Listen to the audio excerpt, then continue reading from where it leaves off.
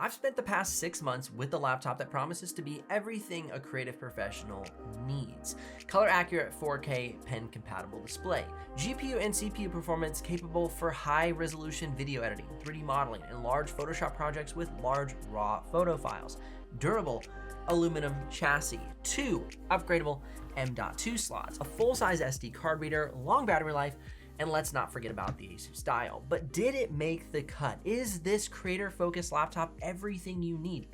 In this 6-month review, let me walk you through what I like, what left me disappointed, and whether I'd still recommend it after all this time. Let's get the basics out of the way. This comes with the AMD Ryzen AI 9 HX 370. It comes with the NVIDIA RTX 4070 or 4060, but we'll mainly be talking about the 4070 in this video.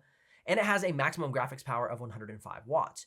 You can get either 32 gigs of RAM or 64 gigs of RAM, but keep in mind, it's not upgradable post-purchase. It's how you purchase it from the store. 2 terabytes or 1 terabyte SSD, and again, those are upgradable via 2 available M.2 slots. It weighs 4.08 pounds. Without the charger, 5.22 pounds with the charger. It has a thickness of 0.68 inches thick, and of course it comes with a 16-inch 4K pen compatible display. Now the pricing between these different models. Right now as I'm filming this video, the RTX 4060 version is actually on sale for $1649, but the standard retail price is $1899. If you want to bump up to the RTX 4070 with 32 gigs of RAM, that one's also on sale for $2,099, but its retail is $2299. Now, lastly, if you want to bump up to the RTX 4070 with 64 gigs of RAM and a 2 terabyte SSD, that one is not currently on sale for me. As I've mentioned, the best bang for buck to me is that 64 gig version because it is very future proof. Now, if you're curious about the exact pricing and availability at the time that you're watching this, head down in the description below, click those links. If you do make a purchase, I'll get a small commission, but at no extra cost to you. But of course, that's what keeps this channel alive and the helpful content coming your way. The ASUS ProArt P16 sports a sturdy aluminum chassis that feels very premium and has no major flex on the top cover. However, I have found that on the keyboard deck, there is some flex between the keyboard and the trackpad. However, when you push, it does not initiate the click. So it's not so flexy as to initiate the click, like on some other models that I've tested before, but there is a bit of flex on the keyboard deck. Now the aluminum has held up well for the past 6 months around my office and when out on errands around town. So no major scuffs. It's held up very well, no scratches. So it is a durable chassis. And as mentioned earlier, at 0.68 inches thick, it's pretty awesome that they can fit an RTX 4070 and a 90 watt hour battery while keeping that RTX 4070 at 105 watts maximum graphics power in such a slim package. Now, let's talk about the display. ASUS turned things up a notch with this panel. A 4K OLED pen-compatible display at 100% sRGB, 98% Adobe RGB, and 99% DCI-P3 with a Delta E of 1.09. So color accuracy is outstanding. Now, why is this so special? To my knowledge, there's no other brand on the market that offers a 4K OLED pen-compatible display. So if you're a digital artist, you want to get into illustration, precise retouching, or simply prefer a stylus while annotating notes and documents, then this offers the highest resolution matched with fantastic color accuracy, and it's quite bright at 498 nits. Now, it's bright enough for most indoor scenarios, some outdoor scenarios, and some sunlight, but keep in mind that it is an OLED display, so it can be quite reflective. And for me, that can be kind of annoying, and I'll tell you a solution that I landed on in just a moment. Now, earlier I mentioned the stiff hinge, and it is quite stiff. Now, using the pen, you can see that while I'm on the screen pushing, not super hard, obviously, I can push the screen down, but while using the pen, it does not push the screen back with normal amount of pressure on the screen. So I don't have to use my hand to hold the screen so I can draw. So I can have my hand free to continue to do the shortcuts that I need while producing any digital art, photo retouching, whatever you might be doing with the pen compatibility. So the hinge is a nice amount of stiffness to work together well with the pen. Now the pen sensitivity is really good. It's able to produce natural entry points and exit points when you're conducting pen strokes that look nice and natural. Now the downsides of this display, as many people commented, is the 60 hertz refresh rate. So if you're a gamer or just love super smooth scrolling, 60 hertz might feel limiting. Now some people might prefer the ASUS G16 with the 240 hertz 2.8K display, but then you don't have the pen compatibility. Now, screen glare is one of my biggest annoyances. Glossy screens and OLEDs, just go together like peanut butter and jelly. Under the direct overhead light, it can resemble a mirror. So I installed an anti-glare screen protector, which reduces reflection and is particularly helpful in bright environments. It still works well with the pen. The stylus glides along nicely. The matte screen protector creates a nice paper-like feel. And even with the color accuracy, I saw minimal impact on that. Though it's an extra layer, I haven't seen a major shift in color tones, perhaps a slight reduction in clarity, being that it's a matte covering, but it wasn't enough to annoy me. So the trade-off is worth it. I can see better in various lighting scenarios, and I actually enjoy the slightly textured surface for pen usage. So if reflection is a major concern for you, consider going with an anti-glare screen protector. Now, a side note, I am not a pro at installing these, so I did get quite a few bubbles during my installation. I'm trying to get those off the screen still. Hopefully, you're better at this than I am. And one surprising advantage to the P16 is how close the performance is on battery power compared to being plugged into the charger. And typically laptops throttle heavily on battery, especially with high wattage GPUs.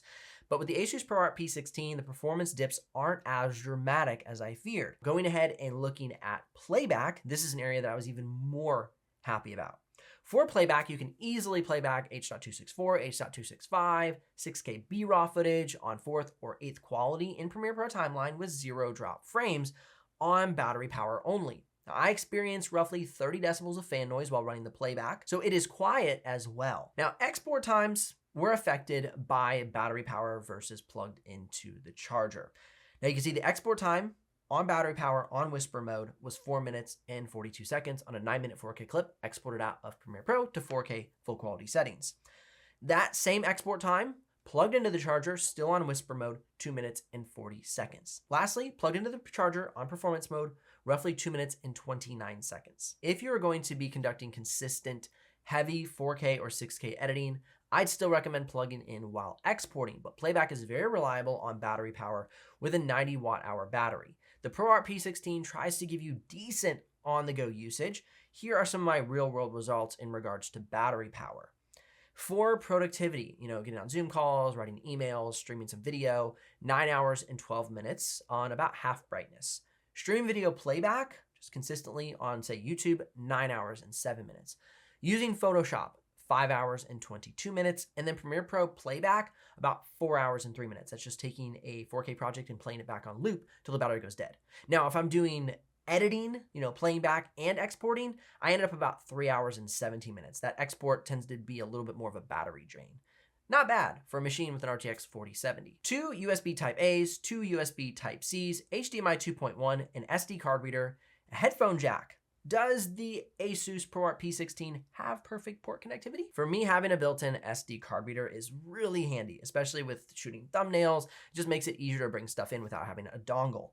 The presence of 2 USB Type-A ports ensures that older devices can still be hooked in without a dongle as well. And of course, I love USB-C for faster transfer speeds. Now, perhaps a full-size Ethernet port would have been a nice addition to have full performance in regards to uploads and download speeds, but that's a minor gripe. The existing ports cover 99% of my daily needs. Now, I've reviewed both the 32 gig and 64 gigs of RAM versions of the P16, and after extensive testing, I would personally purchase the 64 gig version. While running my video editing live stream with the P16, I noticed 27 to 31 gigs of RAM usage. Now, I was running Premiere Pro, playing some YouTube videos, had a bunch of Chrome tabs open, and was running one Photoshop project. Also, you'll notice a boost in performance while working in Photoshop. 32 gigs of RAM provided me a score of 8,343, 64 gigs of RAM, 8,905 in the Puget Systems Photoshop benchmark. Now, why does it matter? If you're dealing with huge multi-gig PSD files or advanced 3D painting, or you're heavy multitasker, 64 gigs of RAM can give you that extra buffer.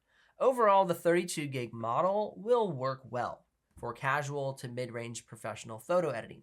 But when multitasking, I saw the RAM usage right at that 32 gig limit. And that's for, heavy multitasking. So it's definitely something to consider to future-proof since this is not upgradable post-purchase. Now let's address thermals and fan noise. In performance mode with 4K exports, I've seen fan noise upwards of 62 decibels, and the thermals at 68 to 72 degrees Celsius. In whisper mode on battery, the noise drops around 38 to 40 decibels, but export times go up. The chassis does get warm up near the hinge at 57 degrees Celsius, but just noticeable for your hands as they drift up there. It's not anything hot or insanely uncomfortable. Now, the ASUS dial is distinctive for the ProArt. It can control brush sizes in Photoshop, scrubbing timelines in Premiere Pro, or adjusting color grading parameters. On the P16, the dial is embedded into the trackpad. However, after 6 months, I must say, it's not as user-friendly as the physical dial from 2022 or 2023 ProArt models. The sensitivity can feel a bit off, especially if your finger drifts off of the dial as you're scrolling. And it's just a little bit uncomfortable. It feels a little bit scrunched on my trackpad. And so for me, changeable benefits of the real physical dial can't be overstated. If I had my wish list for the future ProArt P16 release, I'd recommend a haptic trackpad plus a physical dial on the deck. It's not a deal breaker, but for me, this was not a perfect combination. Now, everything about this laptop screams creator friendly, except for the webcam. My unit's webcam color calibration was pretty odd. I had weird skin tones. I could appear washed out or slightly unnatural. So for Zoom calls or quick video conferencing, it's passable. But if you rely heavily on an internal webcam for professional streaming or interviews or just more professional work calls, you might be disappointed by the webcam. So some potential fixes would be maybe a third-party app where you can tweak the saturation or contrast or brightness manually. But that's not necessarily ideal. The best solution would be an external webcam to give you that highest quality possible to be a great result. In a moment, I want to share my overall thoughts on performance over the past 6 months. But first, I'm going to rapid fire my top pros and cons of the ASUS ProArt P16. 4K OLED pen compatible display, rare to find at this size and resolution, making it excellent for creators. Performance on battery, nearly the same as plugged in, a rarity for laptops with high watt GPUs. Extensive port selection, 2 USB Type-A's, 2 USB-C's, HDMI, SD card reader, headphone jack. No shortage of connectivity. Aluminum build quality, feels sturdy, high-end, and professional. 64 gigs of RAM optional, offers even better performance for heavy Photoshop use, multi-layer tasks, multitasking, and even video editing. Even a slight boost in 3D modeling performance. Thin and light RTX 4070 laptop that does not compromise on performance. Other brands at this size of form factor often limit the maximum graphics power, which ruins the capabilities. The P16 remains strong. Now cons, the fan noise on full performance. This can get quite loud, especially during 4K or 6K exports. So I tried to run the laptop on whisper mode while editing and then boost it to performance mode for exports. 60 Hz display, fine for most creator tasks, but not ideal for gamers or creators who do want more than a 60 Hz refresh rate. The G16 might be better if you want a higher refresh rate. The ASUS dial on the trackpad, less intuitive than the physical dial from previous years. The webcam needs to have some better color calibration. The quality and color were underwhelming, and I wish that was a little bit better. Glare on the screen. That OLED screen can be highly reflective without a screen protector, so that might be an addition you add to really bring this laptop full circle. Okay, over the past 6 months, I've hammered this laptop with a range of tasks. Here are some real-world benchmarks to give you a sense of how it performs. For 3D modeling in Autodesk 3ds Max, the 32 gig of RAM version gives you 262. Autodesk Maya, 326. Bumping up to 64 gigs of RAM, Autodesk 3ds Max, 265, and Autodesk Maya, 338. So not a huge difference for 3D modeling. However, some Photoshop performance, 32 gigs of RAM, 8,343, 64 gigs of RAM, 8,905. Video editing, DaVinci Resolve export, 39 seconds for the 64 gig version. 4K to 4K export of DaVinci Resolve, 1 minute and 57 seconds. Premiere Pro, 2 minutes and 29 seconds. For the 4K export on Whisper mode, as we talked about earlier, 4 minutes and 41 seconds. And then Playback, Premiere Pro at full quality 4K, 0 drop frames. 6K BRAW plugged into the charger on performance mode, 0 drop frames. 6K BRAW on battery power, Whisper mode at 4th quality, 0 drop frames. If you're working on 3D modeling, large Photoshop projects, or high resolution video editing, the P16 has no problem. There's a little bit of gains for the 64 gig version, but the 32 gig is a great baseline and is not exactly lagging behind. After 6 months with the ASUS ProArt P16, it has proven itself capable for creative professionals. It's not perfect, the fan noise can be a bit intrusive at times, and that 60 Hz display may deter some.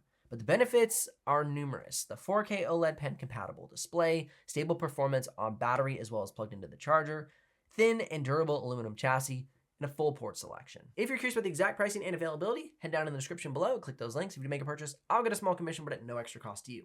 Otherwise, click or tap the screen here for more videos to help with your buying decision. I'll see you in the next one.